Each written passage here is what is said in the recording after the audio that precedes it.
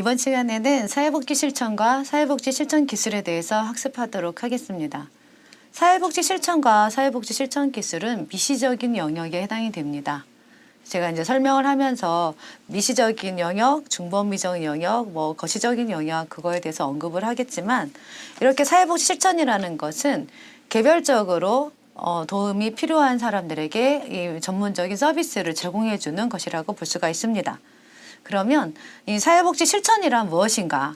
과연 사회복지 실천은 어떤 의의를 가지고 있는지 살펴보면은요. 사회복지 실천이라는 것, 사회복지 방법 중에서 개인, 집단, 가족, 그리고 지역사회 등을 대상으로 하는 전문적인 서비스 활동이 사회복지 실천입니다. 사회복지 실천이라는 것은요. 미국에서 시작이 됐고 발달이 되었다라고 볼 수가 있습니다. 이것은 어떤 미국의 이념적인 배경, 시대적인 배경을 보면 우리가 이해하기 좀 수월할 수 있는데요.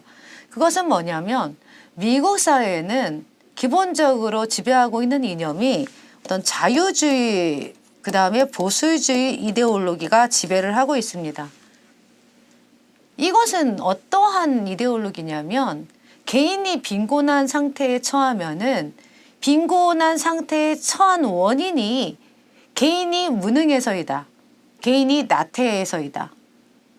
그렇기 때문에 이런 개인이 가지고 있는 어떤 무능함, 나태함, 게으름 이것을 전문적으로 접근을 해서 개별적으로 접근을 해서 전문적으로 상담을 해주고 치료를 함으로 인해서 게으름을 고쳐주고 나태한 생각을 바꾸고 부지런해질 수 있도록 바꿔주면 이 사람들이 빈곤에서 탈출할 수 있을 것이다. 탈피할 수 있을 것이다 라고 보는 그 이데올로기가 바로 어떤 자유주의 이데올로기의 성격이고요. 보수주의 이데올로기의 성격이라는 거죠.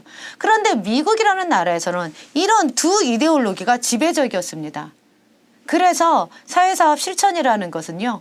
미국에서 개별적으로 개인들에게 접근을 해서 원조해 주는 어떤 상담의 의미가 강했다라고 볼 수가 있고 미국에서 활발하게 이런 확대가 되었고 발전을 한 것을 볼 수가 있습니다. 그래서 NAWS에서 바로 개인이나 집단 그리고 지역사회의 재기능을 강화시키고 또 각각의 목표가 바람직한 사회를 조성하기 위해서 필요한 전문적인 이런 활동이다라고 사회복지 실천을 정의합니다. 개인이나 집단의 문제를 최소화하고 문제 발생의 어떤 잠재적인 요소, 조금 전에 제가 이런 거 하면서 얘기를 했죠. 어떤 문제가 발생을 하게 된 근본적인 이유, 원인이 무엇이냐.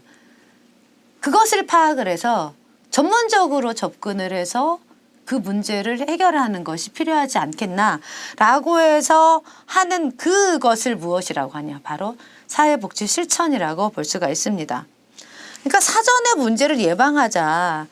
어떤 문제가 야기되기 전에 개입을 해서 성격을 개조시키자.